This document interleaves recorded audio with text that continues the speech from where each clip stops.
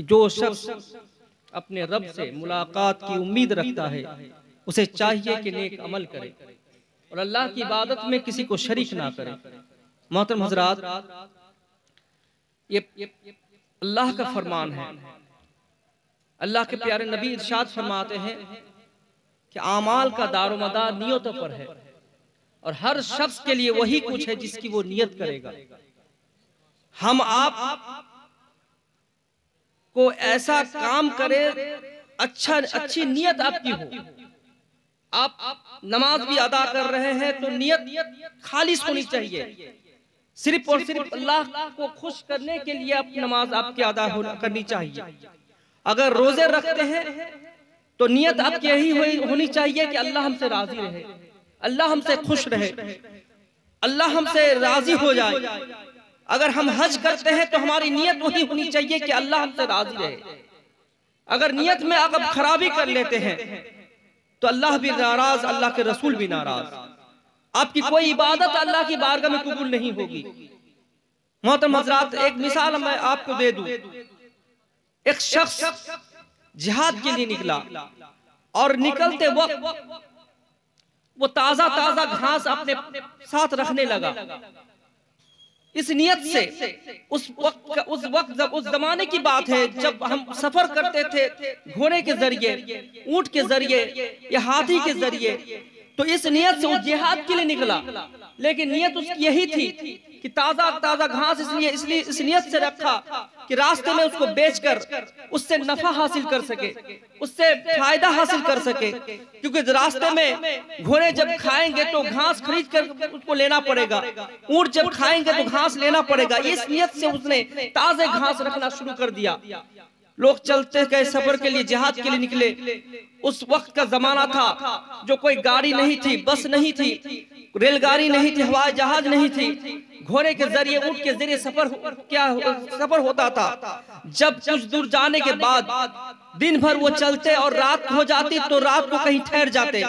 तो इसी तरह कुछ दूर जाने के बाद उन्होंने एक जगह, जब शाम हुई तो रात को उन्होंने ठहरा, खेमा लगाया।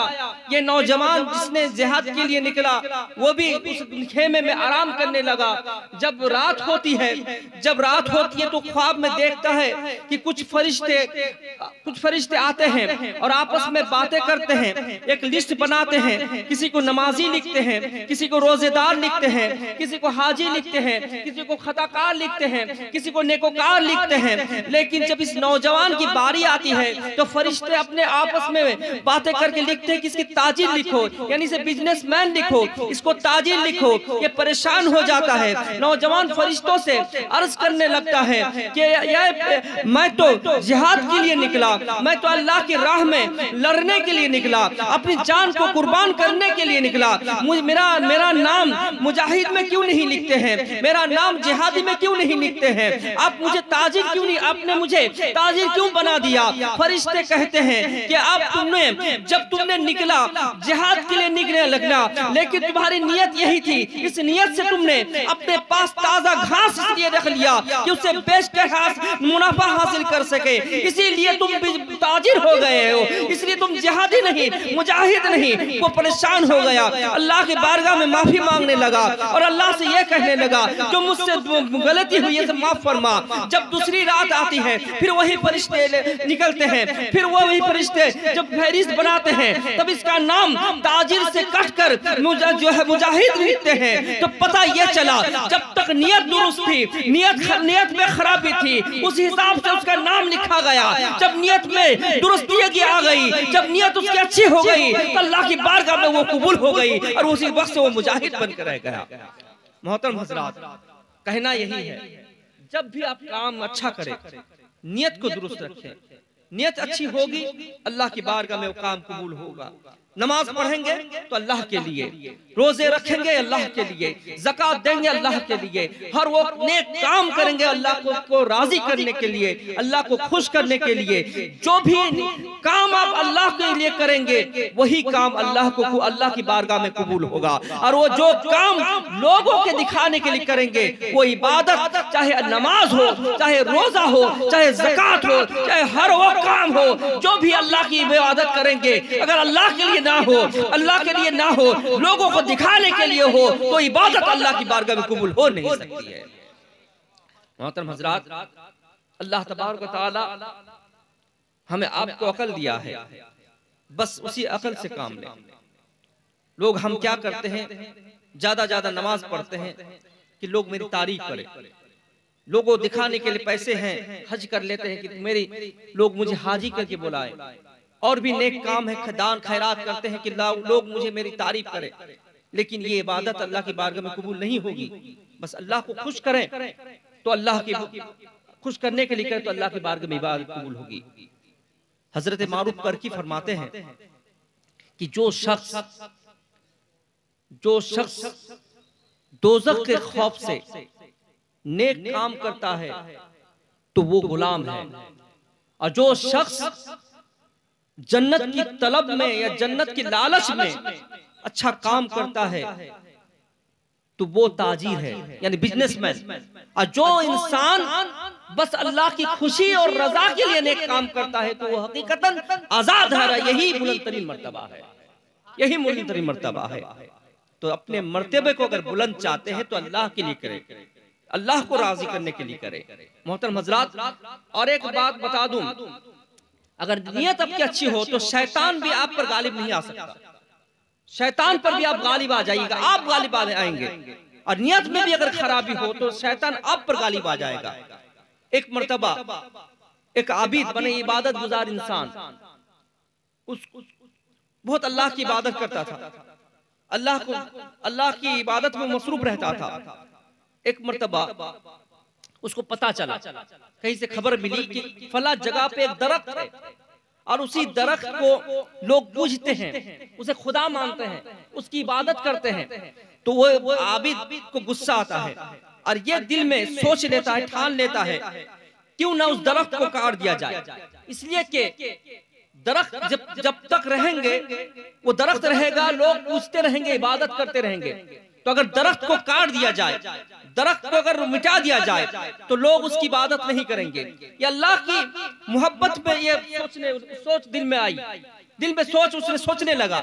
और वो एक सुबह रात को उसने सोचा और सुबह कुल्हाड़ी लेकर वो दरख्त को काटने को चला।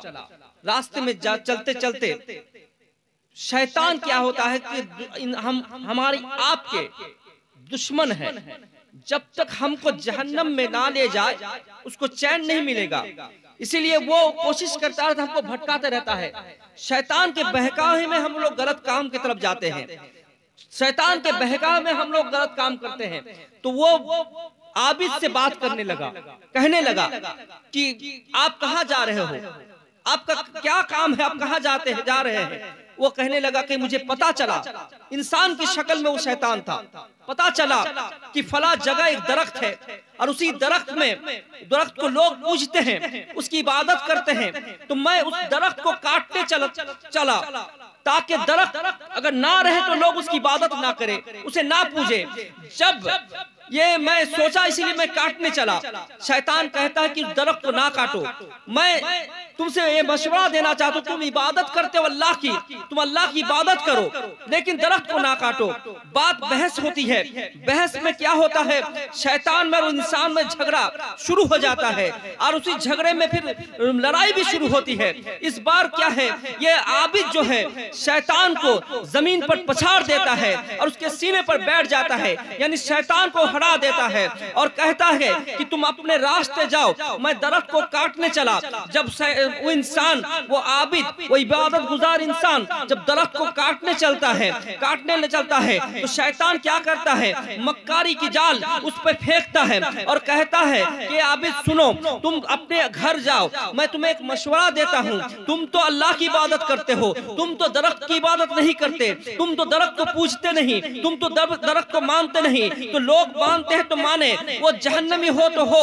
तुमको एक काम, मैं एक बात बताता हूँ, तुम अपने घर जाओ, तुम्हें तुमको रोजाना 2 सोने की अशरफिया मैं दूंगा, तुम्हारे घर पहुंच जाएंगे। तुम अपने अल्लाह की इबादत में रहो, तुम अल्लाह की इबादत करते रहो, बस दरख्त को ना काटो।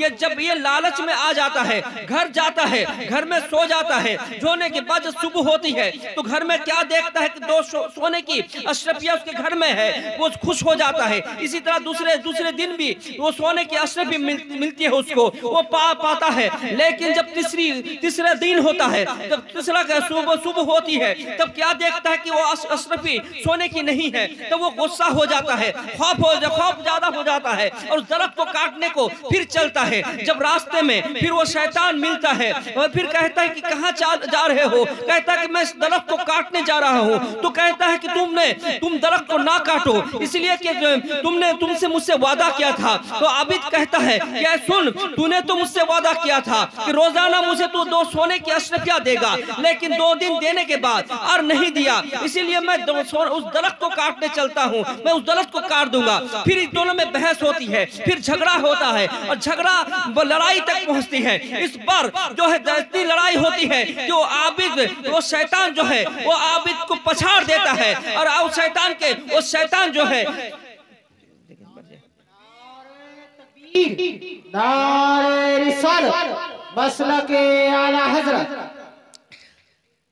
अब वो शैतान उस आबिद को पछाड़ देता है, यानी वो गालिब आ जाता है, वो शैतान से हार जाता है और उसके सीने पर शैतान बैठ जाता है। अब आबिद जो है सवाल करता है कि बताओ, मैं जो तुमसे पहला दिन लड़ा था तो मैं तुमको हरा दिया था, मैंने तुमको पछाड़ दिया था, मैं तुम पर गालिब था। आज क्या मामला है जो आज तुमने मुझे हरा दिया, तुमने मुझे पछाड़ दिया, तुम मुझ पर गालिब आ गए। तो शैतान ने कहा, शैतान ने जवाब दिया, ये जवाब हमारे आपके लिए भी है। शैतान कहता है, ए आबिद सुन, जो तूने मुझसे पहले दिन लड़ा था तो अल्लाह की रजा के लिए लड़ा था, अल्लाह की खुशी के लिए लड़ा था, इसीलिए तू मुझ पर गालिब आ गया था। आज जो तुम मुझसे लड़ा तो अल्लाह की रजा के लिए नहीं, 2 सोने की अशरफियों के लिए लड़ा, इसी वजह से मैं तुझ पर गालिब आ गया। पता ये चला कि नियत अगर दुरुस्त हो तो शैतान पर आप गालिब आ जाइएगा, अगर नियत में खराबी हो तो शैतान आप पर गालिब आ जाएगा। नारे तकबीर, नारे रिसालत, हुजूर सैफे मिल्लत, खानकाहे बुखारिया, नारे तकबीर। मोहतरम हज़रात, कहना यही है कि हर काम करें तो अल्लाह को राजी करने के लिए, अल्लाह को खुश करने के लिए। बगैर अल्लाह की रजा के कोई काम हम लोग नहीं कर सकते। अगर करेंगे तो उसमें आपकी खराबी है, आपकी तबाही है, आपकी बर्बादी है। शैतान हमारा दुश्मन है, हमारा दिल को लेकर वो खेलता है। हमारा दिल को, आप अपने दिल को संभाले, दिल को जब तक साफ रखेंगे, दिल से लेकर वो दिल को लेकर अगर खेलता है ना तो दिल आपको पहले शराब की तरफ ले जाएगा। दिल पहले माइल होता है, दिल पहले झुकता है शराब की तरफ, गुनाह की तरफ, जुआ की तरफ, हर वो नाजायज और हराम काम की तरफ। दिल को जब वो दिल पर जब कब्जा कर लेता है तो दिल आपका उसी तरफ दौड़ता है। तो दिल को आप साफ रखें, दिल को बस अल्लाह के लिए रखें, अल्लाह के रसूल के लिए दिल को साफ रखें। तो आप जो काम करेंगे तो अल्लाह के लिए करेंगे, जो काम करेंगे रसूल पाक सल्लल्लाहु अलैहि वसल्लम के लिए करेंगे। हमारा वो काम जो अल्लाह को पसंद हो वो काम करें, वो काम जो अल्लाह को पसंद नहीं वो काम हम ना करें। जो काम अल्लाह को पसंद हो जो करेंगे तो अल्लाह भी राजी, अल्लाह के रसूल भी हमसे राजी। मोहतरम हजरात, मजमा जितने सा भी हो, आप लोगों ने साथ दिया, ये सबसे बड़ी बात है, क्योंकि अल्लाह की मर्जी यही थी। अब ये मुझसे पहले पीर साहब ने कहा तो अल्लाह की रजा पर भी हमको राजी होनी चाहिए। और तबरुकन मैंने थोड़ी देर बोला, ये हम अपने आप को खुश नसीब समझता हूँ। अल्लाह हमारा आपके हमारे यहाँ आने को कबूल फरमाए, इस जलसे को भी कबूल फरमाए, और जिस मकसद के तहत आप तमाम लोग हाजिर हैं, तमाम लोगों के नेक मकसद को अल्लाह पूरा कर दे।